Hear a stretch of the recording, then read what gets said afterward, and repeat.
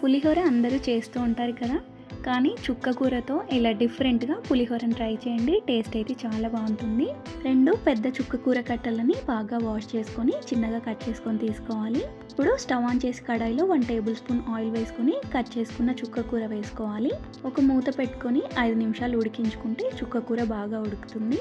ఇప్పుడు 1.5 tea spoon దాకా సాల్ట్ను వేసుకొని చుక్క కూరను గరిటెతో మెదుపుకుంటూ కలుపుకోవాలి. దీన్ని ఒక బౌల్లోకి తీసుకొని చల్లారనివ్వాలి. ఇప్పుడు స్టవ్ ఆన్ చేసి కడాయిలో 2 టేబుల్ స్పూన్ల ఆయిల్ వేసుకొని ఆయిల్ హీట్ అయిన తర్వాత 1/2 కప్పు పల్లీలు, 2 టేబుల్ స్పూన్ల శనగపప్పు, 1 టేబుల్ స్పూన్ మినపప్పు వేసుకొని కొంచెం ఫ్రై అయిన తర్వాత 1 టీ స్పూన్ చొప్పున ఆవాలు, జీలకర్ర వేసుకొని అవి కూడా కొంచెం ఫ్రై అయిన తర్వాత 20 వరకు పచ్చిమిర్చిని సన్నగా కట్ చేసుకొని వేసుకోవాలి.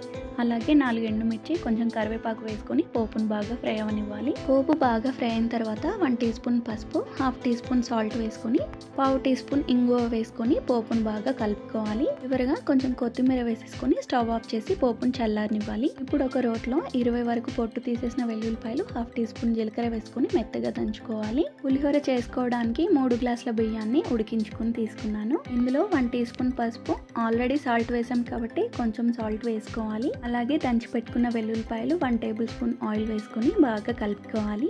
రైస్ వేడిగా ఉన్నప్పుడే పసుపు, వెల్లుల్లిపాయలు కలుపుకోవాలి. చల్లారిన తర్వాత కలుపుకుంటే పసుపు స్మెల్ అనేది వస్తుంది.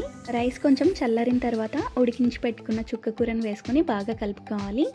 ఆ తర్వాత ముందుగా ఫ్రై చేసుకున్న తాలింపును 1/2 టీ స్పూన్ మెంతి పొడి వేసుకొని బాగా కలుపుకోవాలి. అంతేనండి, టేస్టీ చుక్క కూర పులిహోర రెడీ.